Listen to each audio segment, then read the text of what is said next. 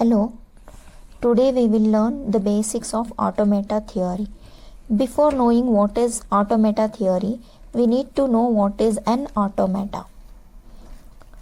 An automata is an abstract machine that executes a set of predefined instructions automatically.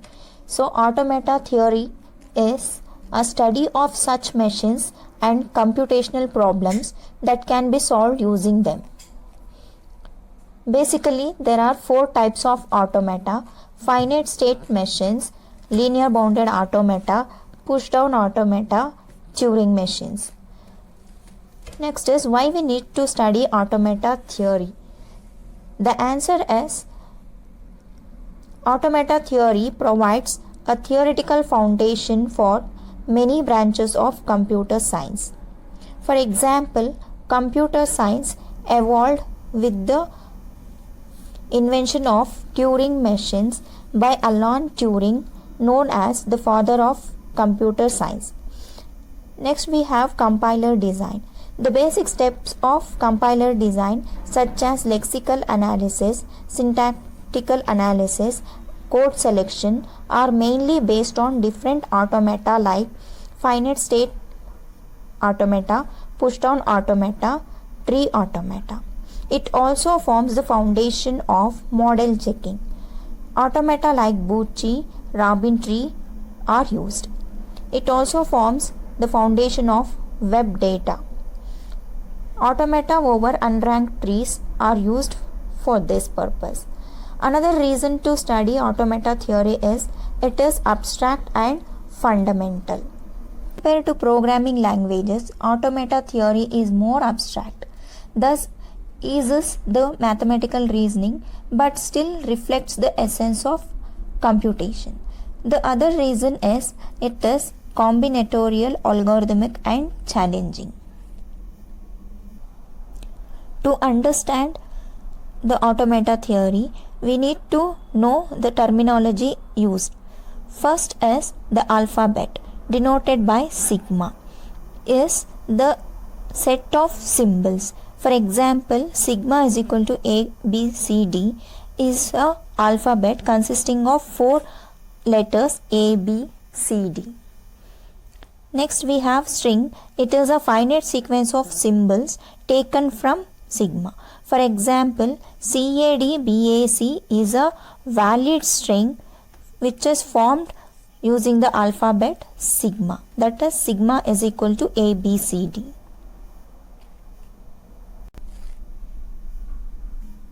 Length of a string is the number of symbols present in a string. So in the previous example, we had taken CADBAC as the string, S is equal to CADBAC. So the number of letters in this string S is 6. And the length of the string is denoted by the cardinality symbol. So cardinality of S is equal to 6. If the length of the string is 0, it is called an empty string and denoted by epsilon. Next we have clean star is the finite set of all possible strings of all possible length over sigma including epsilon. That means sigma star is the clean star operator. It is the union of strings of length 0, strings of length 1, strings of length 2 likewise.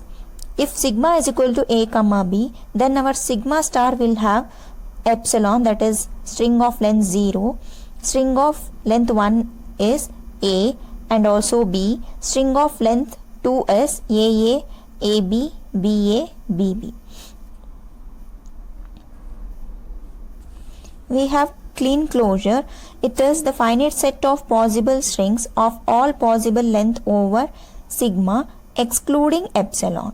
That means sigma plus is the union of strings of all the lengths, that is sigma 1, sigma 2, sigma 3, etc. If example, I have taken sigma as A comma B, sigma plus will be having strings of length 1, 2, 3, etc. A comma B are strings of length 1, AA, AB are strings of length 2.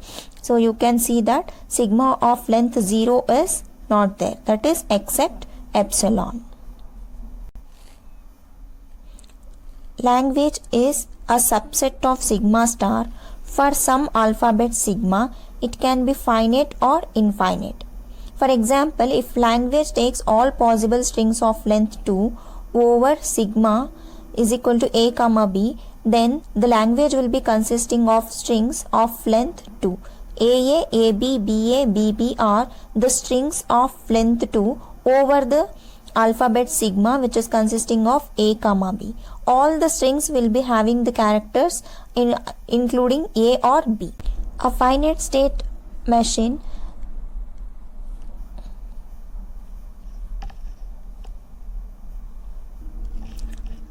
An automata with finite number of states is called finite state machine or finite automata. It can perform the following functions, that is, it can either act as an acceptor, recognizer, transducer. Acceptor means either it can accept the input or not. Recognizer means it recognizes the input or not. Transducer, it generates the output from given input.